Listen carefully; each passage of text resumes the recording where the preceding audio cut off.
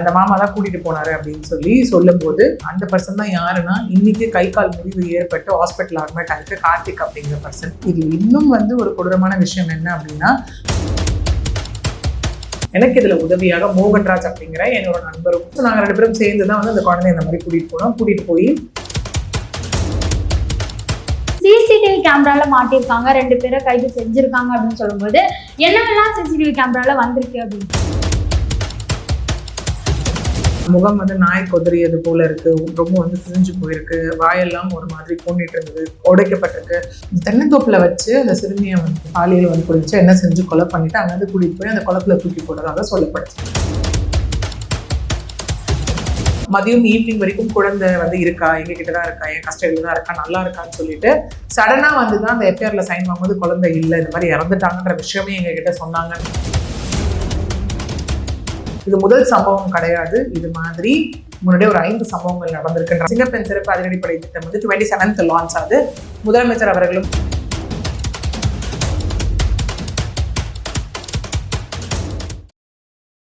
Media நேயர்களுக்கு வணக்கம். நாங்கள் விஜயராசி. இன்னைக்கு நம்ம கூட அட்வொகேட் பிரியதர்ஷினி மேம் அவங்க தான் இருக்காங்க. வணக்கம். வணக்கம். எப்படி மேம் இருக்கீங்க? நல்லா இருக்கேன், நீங்க எப்படி இருக்கீங்க? நல்லா இருக்கேன் மேம். மேம், கோவையை உலுக்கிய கொடூர சம்பவம், காணாமல் போன 10 வயது சிறுமி கொலை செய்யப்பட்ட சம்பவம் எப்படி என்றதுதான் இப்ப தமிழகத்தையே உலுக்கிட்டு இருக்கு. என்ன நடந்துச்சு, எப்படி நடந்துச்சு? எஸ், ஆக்சுவலி இன்னைக்கு நேற்று 3 நாளா பேசப்பட்டு இருக்க ஒரு விஷயம் இல்லையா, இந்த மாதிரி சிறுமி காணும், குழந்தைய காணும் அப்படின்னு பேசப்பட்ட ஒரு விஷயம். இன்னைக்கு அதுக்கப்புறம் அது கொலை, அதுக்கப்புறம் ஒரு பாலியல் ரீதியான ஒரு கொடுமை செய்யப்பட்டு கொலை செய்யப்பட்டாங்களா அப்படிங்கிற ஒரு விஷயம் வரைக்கும் இன்னைக்கு நீண்டுட்டு இருக்கிறத நம்மளால பார்க்க முடியுது.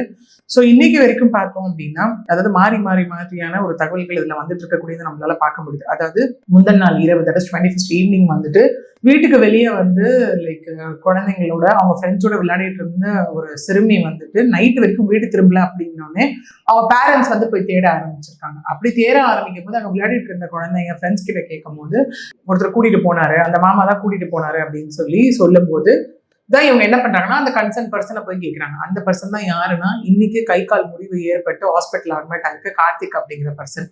அந்த பர்சன் இவங்களோட வீட்டுக்கு பக்கத்துல இருந்தவர், நெய்பர்னு சொல்லப்படுது. ஓகே, சோ அவரு தான் என்ன பண்ணிருக்காரு, அந்த குழந்தைய கூட்டிட்டு போனதாக இந்த இடத்துல சொல்லப்படுது. இதுல இன்னும் ஒரு கொடூரமான விஷயம் என்ன அப்படின்னா, அவரும் ஒண்ணுமே தெரியாத மாதிரி கூட சேர்ந்து குழந்தைய தேடி இருக்காரு.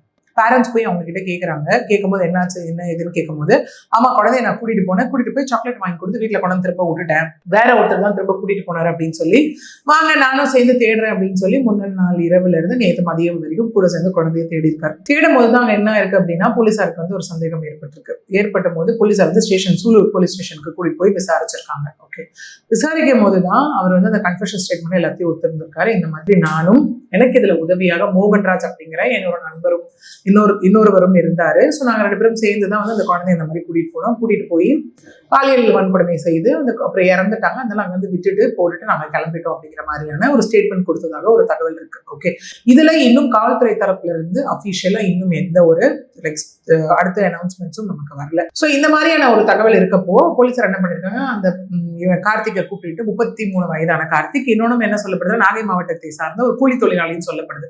ஏன்னா ஒரு வேலையில எல்லாம் ஒரு இடத்துல இல்லாம மாறி போய் ஒரு கிடைக்கிற வேலையெல்லாம் செய்யக்கூடிய ஒரு நபர் அப்படின்னு சொல்லப்படுது. ஸோ கூட்டிட்டு அந்த இடத்துக்கு போயிருக்காங்க. எங்க அப்படின்னு பார்த்தோம்னா, ஏன்னா இவங்க இந்த சூலூர் தாலுகா, கோயம்புத்தூர் மாவட்டம் சூலூர் தாலுகா பல்லப்பாளையம், ஓகே, பாரதிபுரம் அந்த பகுதியை சார்ந்த ஒரு வெல்டிங் ஒர்க் ஷாப்ல வேலை செய்யக்கூடிய தம்பதியோட குழந்தை தான் இந்த 10 வயது சிறுமி 4ஆம் வகுப்பு படிக்கிறாங்க.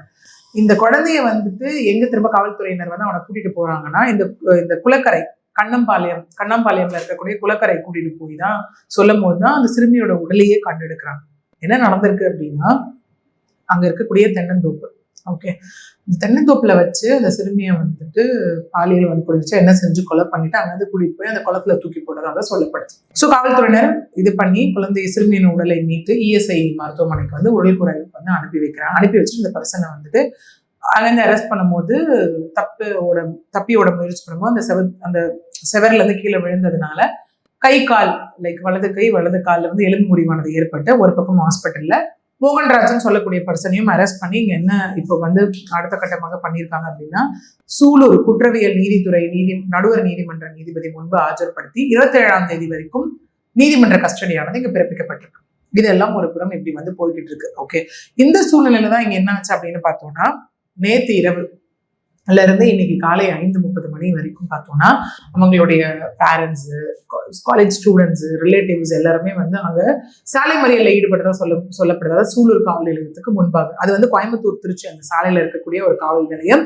இந்த மாதிரி அதில் நம்ம நிறைய அவங்க மீடியா கிட்ட பேசுறதை நம்மளால பார்க்க முடிஞ்சது. இல்லை என்கவுண்டர் பண்ணுங்க, இல்லை தூக்கு தண்டனை கொடுங்கன்னு சொல்லும் போதா இருக்கட்டும், இந்த மாதிரி நாங்கள் வந்து உடலை வாங்க மாட்டோம், குற்றவாளி எங்க கண்ணில் காமிக்கிற வரைக்கும் உடலை வாங்க மாட்டோம் அப்படின்னும் அவங்க வந்து ஒரு சில ஸ்டேட்மெண்ட்ஸும் இந்த இடத்துல சொன்னாங்க. என்னன்னா வந்து மதியம் ஈவினிங் வரைக்கும் குழந்தை வந்து இருக்கா, எங்க கிட்டதான் இருக்கா, என் கஸ்டடியில தான் இருக்கா, நல்லா இருக்கான்னு சொல்லிட்டு சடனா வந்துதான் அந்த எஃப்ஐஆர்ல சைன் வாங்கும்போது குழந்தை இல்லை, இந்த மாதிரி இறந்துட்டாங்கன்ற விஷயமே எங்க கிட்ட சொன்னாங்கன்ற மாதிரி எல்லாம் சொன்னாங்க.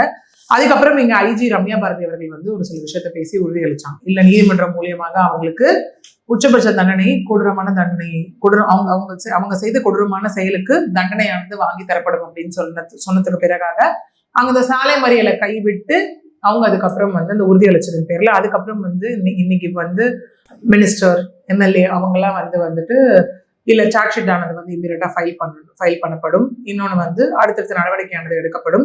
இந்த வழக்கு வந்து ஒரு முன்மாதிரியான வழக்காக இருந்து விரைந்து செயல்பட்டு வந்து நடவடிக்கை தண்டனையானது அங்க வாங்கி தரப்படும் அப்படின்னு சொன்னது எல்லாமே நம்ம பார்த்தோம். இதற்கு இடையில இன்னொன்னு அவங்க அம்மா சொன்ன ஒரு விஷயம் பார்க்கும்போது, நான் வரும்போது ஒரு 10 நாளுக்கு அப்பவுமே அவர் காலி பண்ணிட்டு போயிட்டாரு அப்படின்னும், குழந்தையின் முகமும் சிதைக்கப்பட்டிருக்கு அப்படிங்கிற மாதிரியான விஷயங்கள் எல்லாமே சொன்னாங்க.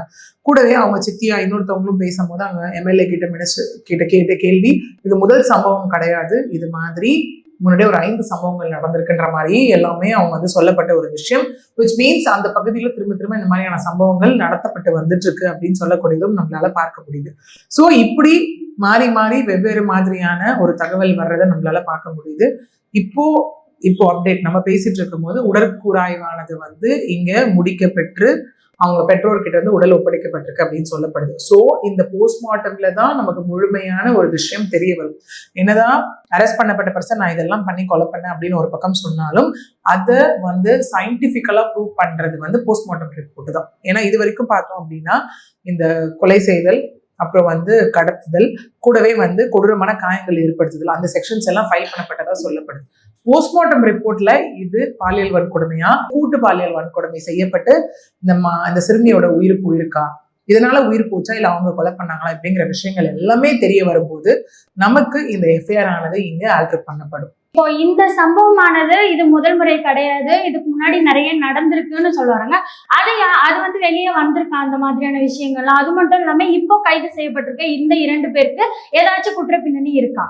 எஸ், இதுக்கு எல்லாமே வந்து like we are yet to get answer. Okay, அதுதான் என்னன்னு பாத்தீங்கன்னா இன்னும் கன்ஃபார்ம்டா காவல்துறை தரப்புல இருந்து நமக்கு இன்னும் எதுவும் அஃபிஷியல் ஸ்டேட்மெண்ட்ஸோ அனௌன்ஸ்மெண்ட்ஸோ எதுவுமே நமக்கு வரல. ஒரு பக்கம் இருக்கட்டும். ஓகே, இன்னொன்னு என்ன அப்படின்னு பார்த்தோம்னா இந்த 2 பேரோட பின்னணி இனிமேதான் வந்து அந்த என்கொயரியில நமக்கு எல்லாமே தெரிய வரும். ஓகே, ஏன்னா அதுல வந்து பேசும்போது எம்எல்ஏ அவங்கள வந்து பார்க்கும்போது காவல்துறையினருடன் இணைந்து நான் வந்து இதை குறித்து அடுத்த கட்டத்தை இது வந்து நான் பிரஸ் மீட் வைக்கிறோம் அப்படின்னு சொல்லியிருந்தாங்க. மேபி அந்த போஸ்ட்மார்ட்டம் அந்த ஒரு தகவலுக்காக தள்ளி போகலாம்.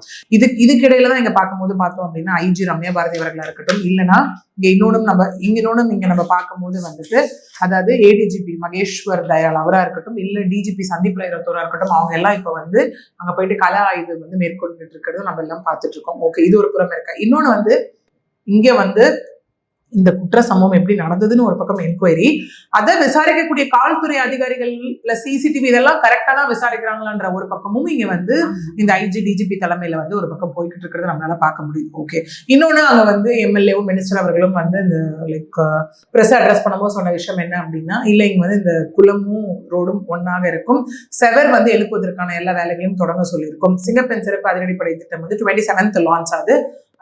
அதுல தொடர்ந்து இன்னும் இந்த பாதுகாப்பானது, இதற்குரிய அதாவது தப்பு செஞ்சவங்களுக்கு உரிய தண்டனையானது எல்லாமே லைக் வாங்கி தரப்படும் அப்படிங்கிற ஒரு விஷயம் இப்போ ரீசெண்டா நம்ம பேசிட்டு இருக்க இந்த டைம்ல முதலமைச்சர் அவர்களும் வந்து அறிக்கை கொடுத்திருக்கிறத நம்மளால பார்க்க முடியுது. என்னன்னா இது வந்து ரொம்ப மனதை உழுக்கக்கூடிய ஒரு விஷயம் அப்படின்னும், கூடவே வந்து இந்த சம்பவத்துல யார் ஈடுபட்டாங்களோ சார்ஜ் ஷீட் வந்து விரைந்து பதிவு செய்யப்பட்டு அவங்களுக்கு உரிய தண்டனையானது வாங்கி தரப்படும் அப்படிங்கிற விஷயம் எல்லாமே இப்ப சொல்லியிருக்கிறத நம்மளால பார்க்க முடியுது.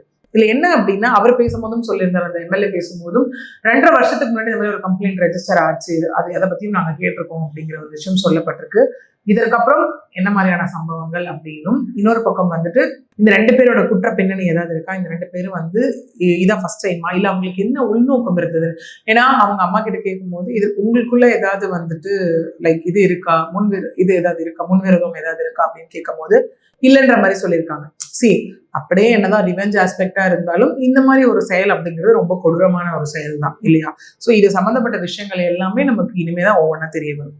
மேம் அப்படி இருந்தாலும் இன்னொரு கேள்வி என்ன கேட்கப்படுதுன்னா, முந்தா நாள் இரவு இந்த விஷயம் நடந்திருக்கு இல்லையா, கேஸ் எப்போ ஃபைல் பண்ணப்பட்டது? ஒருவேளை அவங்க அன்னைக்கு நைட்டே காவல்துறைக்கு போய் கொடுத்துருக்காங்களா, இல்ல அவங்க அதை அக்செப்ட் பண்ணலையா, இல்ல பேரண்ட்ஸ் போகாம இருந்தா அது சரி, காவல்துறை எடுத்து அக்செப்ட் பண்ணாம இருந்தது நிறைய நடந்திருக்குல்ல, இந்த விஷயத்துல அது எப்படி நடந்திருக்கு? இன்னும் நமக்கு கம்ப்ளைண்ட் ரெஜிஸ்ட்ரேஷன் பத்தினதான லைக் கன்ஃபார்ம்டு இதுவும் நமக்கு வரல. ஏன்னா இதுல என்ன சொல்லப்படுது இது வரைக்கும் தகவலின் அடிப்படையில் அப்படின்னு பார்த்தோம்னா, நேத்து இரவு முழுக்க தேடி மறுநாள் நேற்று காலை கம்ப்ளைண்ட் ஆனது, அதுக்கப்புறம் ரெஜிஸ்டர் பண்ணப்பட்டதா சொல்லப்படுது. ஓகே, இன்னொன்னு காவல்துறை தரப்புல இருந்து எங்களுக்கு இந்த டைம்ல கம்ப்ளைண்ட் வந்தது, நாங்க இப்படி எல்லாம் இப்பெல்லாம் போய் நாங்க தேடணும், இதெல்லாம் நாங்க பண்ணோம் அப்படிங்கிறது அவங்க தரப்புல இருந்து சொல்லும் போது நமக்கு அதிகாரப்பூர்வமாக என்ன டைம்ல இது கம்ப்ளைண்ட் ரெஜிஸ்டர் ஆச்சு, எந்த டைம்ல எஃப்ஐஆர் போடப்பட்டது அப்படிங்கிறது நமக்கு தெரிய வரும். ஓகே மேம், இன்னொரு விஷயம், சிசிடிவி கேமரால மாட்டிருக்காங்க, 2 பேரை கைது செஞ்சிருக்காங்க அப்படின்னு சொல்லும்போது என்னெல்லாம் சிசிடிவி கேமரால வந்திருக்கு அப்படின்றது.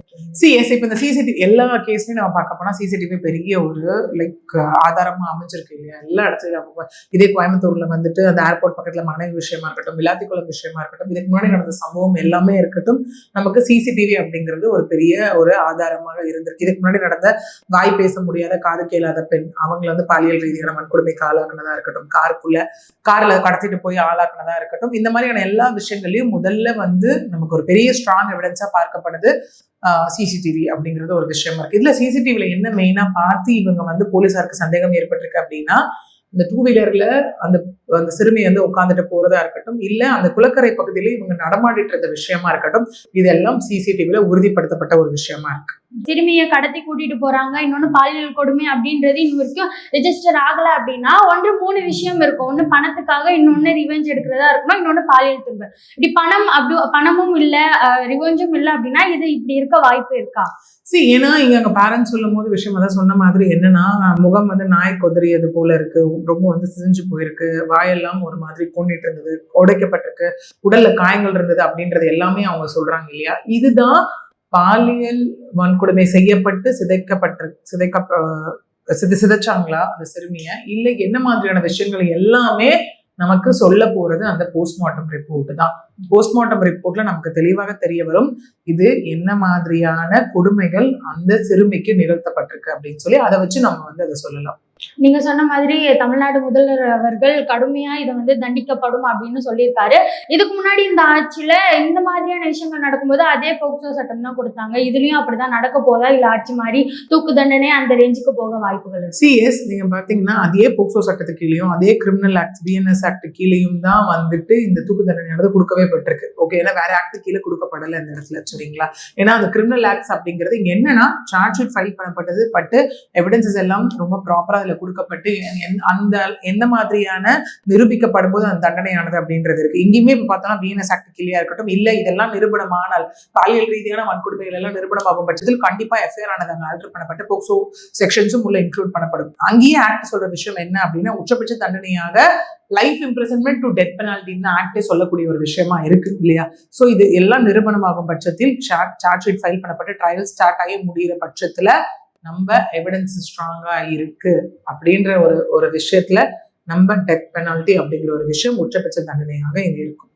இந்த கேஸோட அடுத்த அப்டேட் எஸ் அடுத்த அப்டேட் அப்படின்னு நம்ம பார்க்கும்போது இந்த போஸ்ட்மார்ட்டம் ரிப்போர்ட்ல என்ன சொல்லியிருக்காங்க அப்படிங்கிற ஒரு விஷயம் வரணும். இதுல ஒருத்தர் ஜுடிஷியல் கஸ்டடியில ரிமாண்ட் பண்ணப்பட்டுட்டார், இன்னொரு வந்து அந்த கால் உடைஞ்சதுனால ஐசியூல தீவிர சிகிச்சை பிரிவில் இருக்கிறதா இருக்கு. அடுத்தது என்ன மாதிரியான விசாரணைகள் அவங்க கிட்ட மேற்கொள்ளப்பட போகுது அப்படிங்கிறது விஷயம். ஓகே, ஏன்னா அதனை வைத்துதான் இவங்க எந்த மாதிரியாக சொன்ன மாதிரி என்ன காரணத்திற்காக இந்த விஷயம் நிகழ்த்தப்பட்டது, இல்ல இவங்க இதே மாதிரி குற்ற சம்பவம் புரிந்த நபர்களா, ஓகே இந்த மாதிரி இதுல ஈடுபட்டிருக்காங்க, அந்த பேக்ரவுண்ட் செக் ஆனது அந்த இடத்துல இருக்கு.